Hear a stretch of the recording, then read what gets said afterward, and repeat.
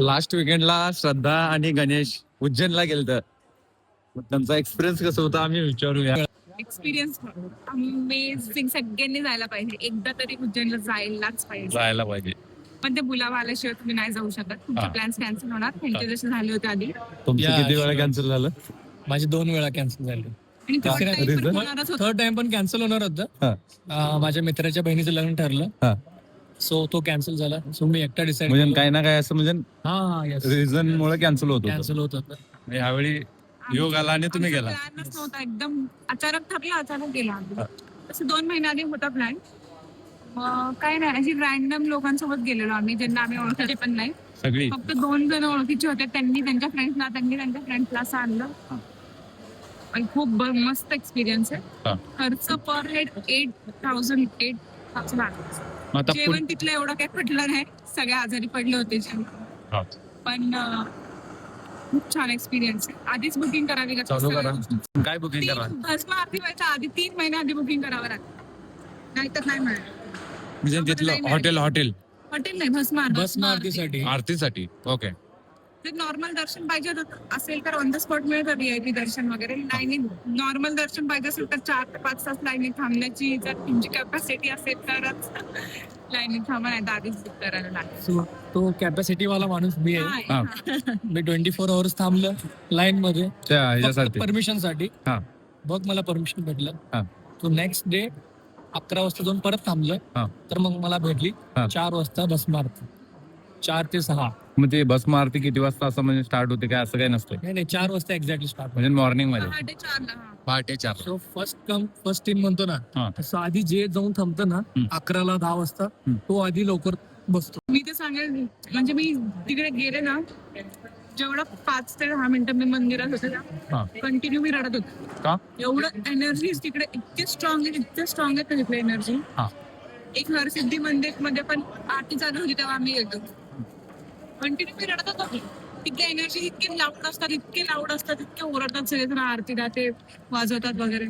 मस्त. मग ते भीती वाटत होती म्हणून रडत होती की कसं? भीती नाही, एक्सपिरियन्स केलंच नाही ना, एवढी पॉझिटिव्हिटी कधी एक्सपिरियन्स झाली नाही. असं वाटत होतं देव नाही का नेगेटिव्हिटी काढतोय आणि म्हणून मला रडायला येते, असं वाटत होतं. अरे सुद्धा ते फक्त मी 5 मिनिटासाठी बघितलं. आम्ही 2 तास कंटिन्यू बघितलं. 2 तास असते. लास्ट 20 मिनिट्स आहे ना, अमेझिंग एक्सपिरियन्स.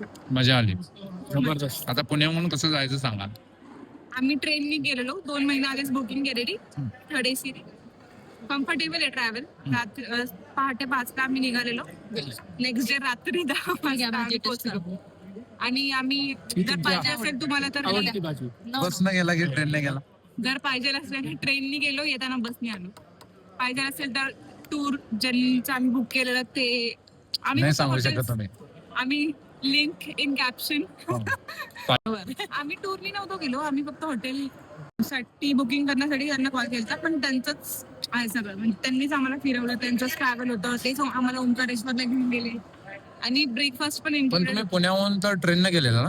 मग कुठं गेल्यावरती ट्रेन मध्ये जेव्हा उतरलो ना स्टेशनवरती, तेव्हा त्यांचा माणूस पिकअप करायला आला आणि तिथनं पुढे त्यांनीच आम्हाला टेक ओव्हर केलं. नाही ओके. त्यांना माहिती आहे ना तिथलं, ते लोक. त्यांचं किती पर हेड काय चार्जेस होते? आता ते माणसांवर डिपेंड करतात किती गाड्या लागतात. आमचं 3,300, आम्ही 12 जण होतो. पर हेड 3,300 त्यांनी घेतलं. आम्ही जरा हे केलं, नेगोशिएट केलं. पर हेड 3,300. त्याच्यामध्ये येणार तुमचं ट्रॅव्हल, प्रत्येक मंदिर ते फिरवणार. इथून ओंकारेश्वर, उज्जैनवरून ओंकारेश्वर 4 तासांवरती, तिथं पण ते घेऊन गेले. तिथं पण फिरवलं आम्हाला सगळीकडे. स्पेशल काय ते पण ज्योतिर्लिंग आहे ना ओंकारेश्वर, तिकडे फिरवलं. आणि ह्याच्यात ब्रेकफास्ट पण इन्क्लुडेड होता. स्टे, ट्रॅव्हल आणि ब्रेकफास्ट हे इन्क्लुडेड होतं. तिकडे जात्या वेळी असं मस्ट कॅरी करायचं असेल तर काय, कोणती वस्तू कॅरी करावं लागते? असं काय नाही? असं काय नाही, सगळं अवेलेबल आहे तिथं सगळं अवेलेबल. खूप ओझं घेऊन जाऊ नका. बी एकदम पोर्टेबल. आणि आपलं जीन्स आणि टी शर्ट नका घालू यार प्लीज, थोडं ट्रेडिशनल घाला. बरोबर आहे, म्हणजे जे कम्फर्टेबल असेल ते घाला. पण आणि बॉयज तर धोती घाला. बॉयज मी कधीच असं ट्रेडिशनल असं घालत, पण मी स्वतः साडी. मला ज्योतीला वळखले नव्हते तो स्टार्टिंगला. लग्नाचा नव्हा ते असं लावून वगैरे व्हाईट साडी मधला तुम्ही हे ठेवलं ओळखलंच नाही ना. हा स्टार्टिंगला मस्ट गो मस्ट विजिट. मग तिथे स्टे करायला वगैरे ते टूर्स अँड ट्रॅव्हल्स त्यांनी सगळं गाईड करतात. छान होतं आणि ते लोक पण चांगले हेल्पफुल होते. मग स्कॅम वगैरे काय होऊ शकतो तिथं होतो ओंकारेश्वर मध्ये स्कॅम होता राहिला.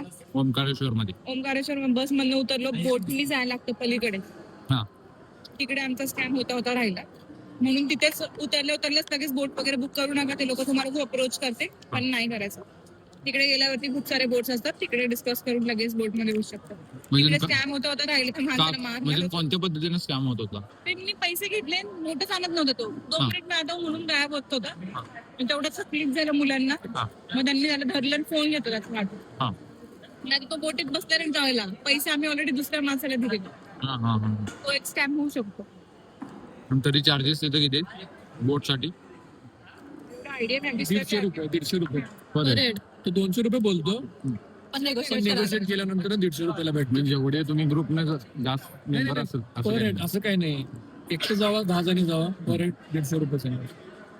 ह्या टोकात त्या टोकात कव्हर करतो तो. जिथं संगम आहे ना, संगम पासून पाठीमागे जे ब्रिज आहे तिथपर्यंत या कव्हर करून बोल. मग ते बोट मधनं कुठे जायचं असते? 2 ऑप्शन आहेत. एक बोट मधून तुम्ही डायरेक्ट ओंकारेश्वर जा.